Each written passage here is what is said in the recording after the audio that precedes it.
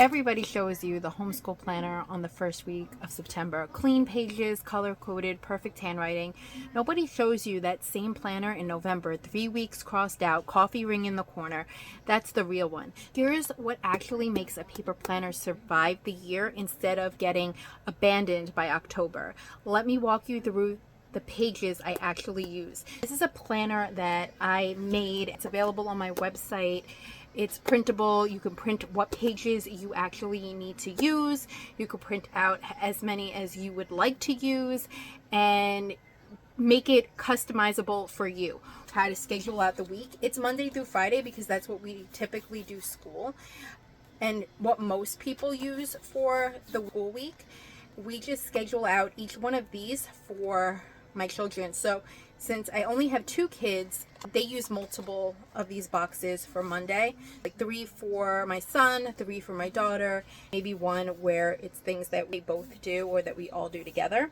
I just track everything that they get done for their school work for that day and keep it moving for the next 4 days. I also included in here some other things that really just help me. It's black and white, so it's printer friendly. And also, if you are like me, I try to infuse everything with some mindfulness. So you can color these pages if you are feeling stressed out, working with your kid, doodle, color in the doodles. It kind of just helps. I'll show you quickly. I have a page here that you could print that is all about putting in your goals or your focuses for the month and notes. Then I have, because I don't print on the back of my sheets, but you could do double-sided. I just left those blank so I could write notes for other things because I'm always writing things out or taking notes or trying to schedule stuff. We have a reading list. You could print one monthly or you could use it quarterly. An actual notes page where you can write whatever you need. We have a 2-page spread of the month. It's undated, so you can use this year after year. You can add embellishments where you want. You could add stickers and things, but could fit for any year. That's also what makes it good for homeschool, because then you don't have to buy a brand new planner every year. All you got to do is print it out. I have a monthly budget. That way we can make sure that we're staying on budget for the household, for our homeschool.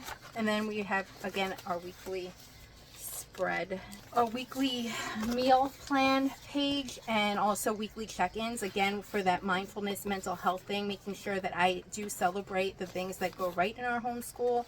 A meal plan is always important. This has a tracking for 7 days. You can track out your meals, create a grocery list. Then at the end of the month, I do have a monthly review, again, for that mindfulness, making sure to track the things that went right, what we could change, and everything is in this planner. Again, I could print it out as needed, whatever pages work. I have a bunch of these dividers here that you can color in or just enjoy in their black and white glory as is.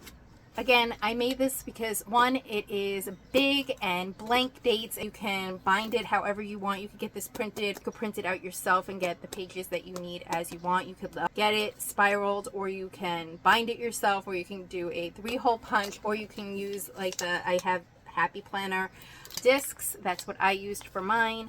You can laminate pages. You could customize this to make it work for you. I know that sounds small, but it's really not, because when things start falling off, like in October, like they do every single year, you don't waste a page. You can move it for the next week or the next month and get right back on track.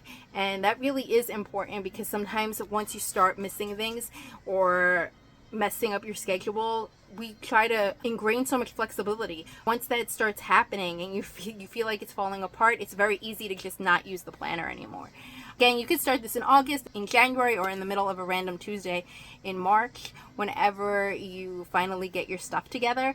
A dated planner kind of punishes you for falling behind. A blank one is just waiting for you to get back on track. Another thing is the weekly Monday through Friday with real room for more than one kid. At those tiny boxes that you could only fit in a full sentence, you get actual space to write down what each child is working on side by side. You're not flipping between pages or different planners and all that. The pages that keep me honest without chaining me to the clock are the goal and focus pages, the monthly review, the reading tracker. This is where I log the title, the author, the genre that we're working on, and what we thought of it even. And I fill these in as we go, not ahead of time, so that when I am doing my quarterly reports or I'm doing my end of the year assessment, I can actually see everything that we did. And I'm not scrambling. This really does help me fill out my paperwork for homeschooling in my state because I have everything all filled out and knowing what I'm doing. Here's the part my kids love. It's black and white, so they can color in the covers and the dividers if I'm not doing that. Starts just being our whole thing of keeping track of our homeschool. Now, real talk, this is my paper daily planner, the thing that's open on my table every morning. I do keep a digital command center too for record keeping. Paper is actually something that I touch every day, and it really does help me make sure that I'm staying consistent. I skip entirely. Hourly scheduling, blocking out every hour is where most of us quit by week 3. This is my customizable black and white printable homeschool planner. It's linked in my bio. And for the conference, I'm giving you 20% off with the code TikTok Homeschool.